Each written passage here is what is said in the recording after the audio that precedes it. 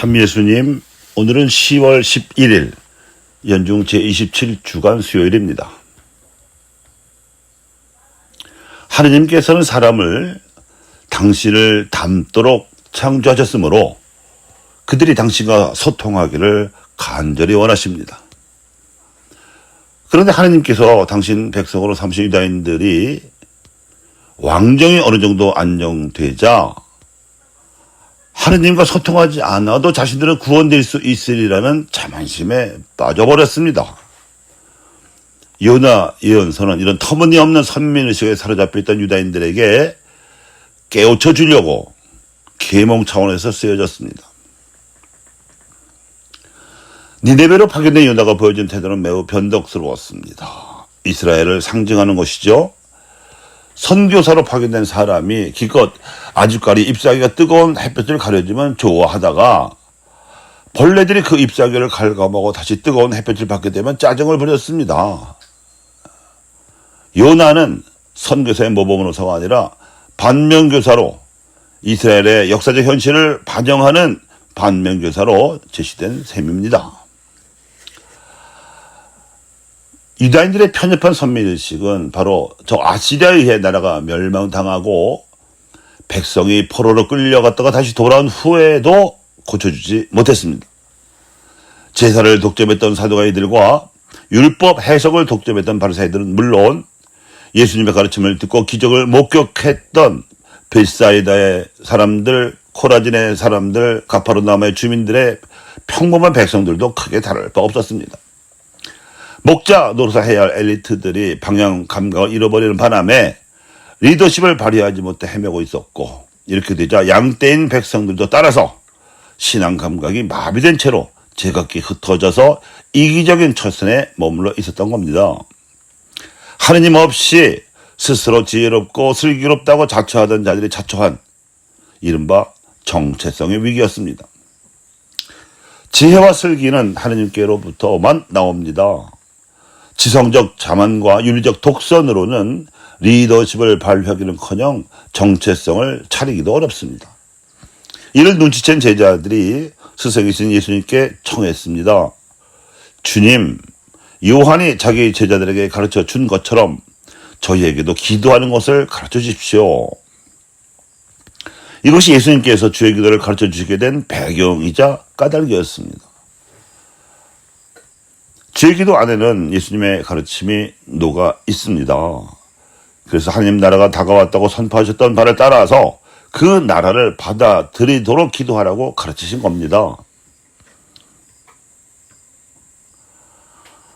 하느님 나라를 받아들이기 위해서는 하느님과 소통해야 합니다. 기도하지 않고서는 하느님과 소통할 수 없습니다. 기도하되 깨어있는 신앙 감각으로 기도하지 않고서는 하느님의 영을 받아 우리네 영혼이 생기를 얻을 수도 없습니다. 특히 성경 마인드는 우리네 영혼들이 하느님의 영을 받고 있다는 가장 뚜렷한 징표입니다. 만약 선교와 의지가 없다면, 해보려고 하지도 않는다면 영혼이 병들어 있거나 심지어는 죽어가고 있다는 징표가 되겠지요. 예수님 당시에 하느님 나라는 폭행을 당하고 있었습니다. 죽은 영혼들의 세상이었던 거죠. 그 표현이 이렇습니다. 세례자 요한 때부터 지금까지 하늘나라는 폭행을 당하고 있다. 폭력을 쓰는 자들이 하늘나라를 빼앗으려고 한다.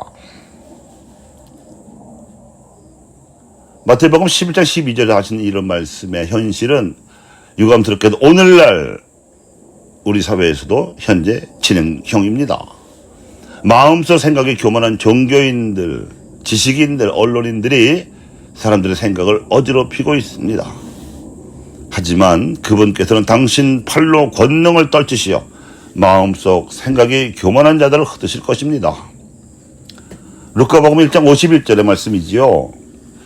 세계 패권과 지역 패권을 장악하겠다고 골몰하는 통치자들이 세계 평화를 어지럽히고 있지만 하나님께서는 통치자들을 왕좌에서 끌어내리시고 비천한 이들을 들어 높이실 겁니다. 루카복음 1장 52절입니다. 날이 갈수록 커져가는 빈부격차 사태 속에서 10대 90의 사회도 모자라서 1대 99의 사회로 절망스럽게 빈부 양극화 현상이 커져가고 있으나 하느님께서는 굶주린 이들을 좋은 곳으로 베풀리시고 부유한 자들을 빈손으로 내치실 것입니다. 루카복음 1장 53절의 말씀입니다. 성모 찬송에서 확인되고 있는 바와 같이 성모 마리아와 같은 가톨릭 아나빔들의 기도와 처신이 관건입니다. 선교의 관건이라는 말씀입니다.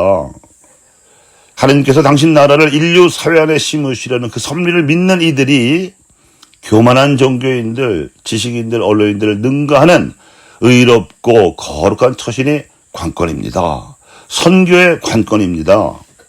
한반도를 비롯한 전 세계 분쟁 지역에서 패권 추구에 골몰하는 사악한 정치인들을 능가하는 의롭고 거룩한 처신이 가톨릭 아나빔들에게 필요합니다. 빈부 양극화 현상 속에서도 가난하고 고통받는 이들과 함께 그 고통과 가난을 나누면서 그들의 기쁨과 희망, 슬픔과 번뇌를 함께 공감하고자 하는 가톨릭 아나빔들의 폭넓은 심도 있는 성숙한 회개가 요청되고 있습니다. 제기도에서 예수님께서 가르쳐 주신 가장 우선적인 회개는 하느님을 아버지로 부르는 일입니다. 무릇 부모는 자녀를 사랑으로 낳아서 헌신하여 키웁니다. 그렇게 장성한 자녀가 부모를 몰라보지 않듯이 인류는 하느님을 아버지로 부르며 공경해야 하는 것입니다. 그런데 오늘날 온 세상에 만연된 사조는 하느님을 아버지로 부르기는커녕 아예 믿지도 않는 무신론 풍조입니다. 자식이 아버지를 부인하는 꼴입니다. 그러니 이 풍조에서 벗어난 회개가 가장 근본적인 의무입니다. 교회 여러분, 무신론자들과 냉담자들이 시급 회개하도록 기도 받으시기 바랍니다.